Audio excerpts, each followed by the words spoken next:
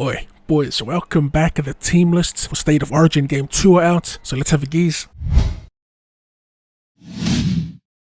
Alright, so let's start with Queensland, who have made a few force changes and a couple of axings. We'll run through them real quick because chances are you've already seen the actual lineup. So from 1 to 17, we got, starting with the back 5, Reece Walsh at fullback, Valentine Holmes, Kurt Capewell, Dane Gagai, they remain the centres, and Kyle Felt returns on the wing. In the halves, we have Cameron Munster and Daly Cherry Evans. In the front row, we got Christian Welsh, Andrew McCulloch, Josh Papali'i. In the back row, we got Jai Arrow, Felice Kaufusi, Tino Fa'aso Malealbi at lock, and on the bench, we have Ben Hunt, Moeake Fotuaika, David Fifita, and Francis Molo. Alright, so first things first, the talk of Game 2 for Queensland is obviously Reece Walsh making his debut at the young age of 19 years old with only 7 games in first grade. A strange selection, to say the least, from the Queensland selectors. I can see the reasoning behind them bringing him in, but you gotta think it's, coming off a 50-point beating in Game 1 in a do-or-die situation. It's going to be a tough ask for young Reece Walsh to get the job done at fullback.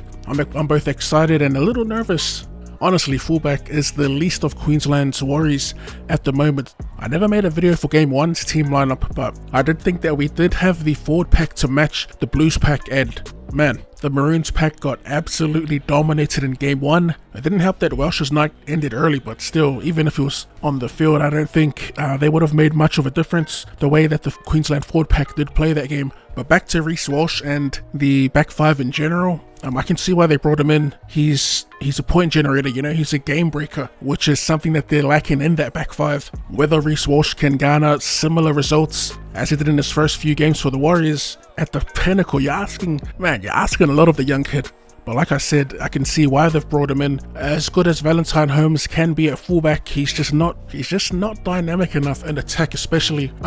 He's got a hard carry on him. He does bring the ball back well, but he can do that job for the Maroons on the wing, which he has done in the past. And in my opinion, he's just had better performances on the wing at State of Origin level. I'm not saying Holmes didn't play well in the first game, because he did. He had a decent game, but looking across that back 5, that Queensland back 5, there's just no spark there. You usually get that from a KP or an AJ Brimson, but both men are out. Walsh has similar attributes to those players. He's got a good pass on him, and he has crazy acceleration. He's quick off the mark. So yeah, it's a hell of a gamble, man, bringing in Reece Walsh. Like I said, I'm both excited and nervous at the same time to see how he goes. Keen more than anything. Could you imagine being Reece Walsh at the moment? With only a handful of first grade games under his belt, he's going to be coming up against the best players in the league. I mean, we're talking top 5 players in form at the moment, or maybe the top 5 players in general at the moment as it stands. You've got Nathan Cleary, Tom Trbojevic, Latrell Mitchell, James Tedesco, like the elite of the elite. Like, out of the top 5 fullbacks in the league, that's 3 of them right there in the Blues. What a moment it'll be for the young gun, standing opposite such an elite pack at that age. Like I said, 7 games. He's played 7 games. That's crazy, man. All that comes to mind is the Looney Tunes going up against the Monstars and Space Jam, bro. It should be a hectic game. Since we're blabbering on about the Blues, let's take a look at their lineup, and then we'll chat a little more about the packs. There's not many changes to this Blues team. I think one to the starting lineup, a forced change, with Jake Trbojevic being out, but starting with their back 5, we've got James Tedesco, Brian To'o, Latrell Mitchell, Tom Trbojevic, and Josh Adokar. In the halves, you have Jerome Luai and Nathan Cleary. In the front row, Daniel Saifidi, Damien Cook, and Junior Paulo promoted to the starting side. In the back row, they've got Cam Murray, Tarek Sims, and Isaiah Yeo at lock. And on the bench, Jack Whiten, Angus Crichton, Payne Haas, and Liam Martin. So a fairly light bench for the Blues. Look, there isn't much that needs to be said about the Blues. They had the perfect game in the first State of Origin match. Most of the talking points heading into Game 2 would be mostly questions for the Maroons team, specifically that forward pack. Will they turn up?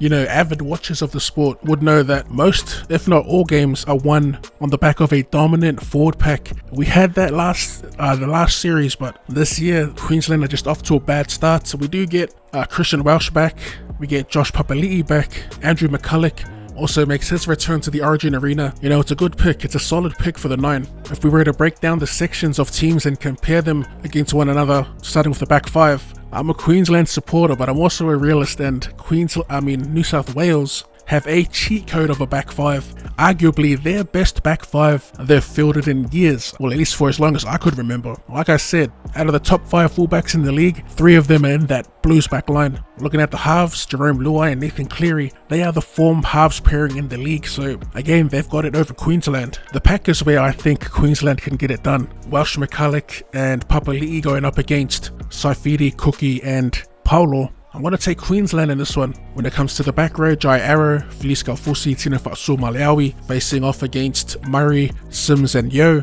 Again, I want to give the slight edge to Queensland here. I mean, Murray did a great job locking down David Fafita, as you can see. We'll compare the benches next.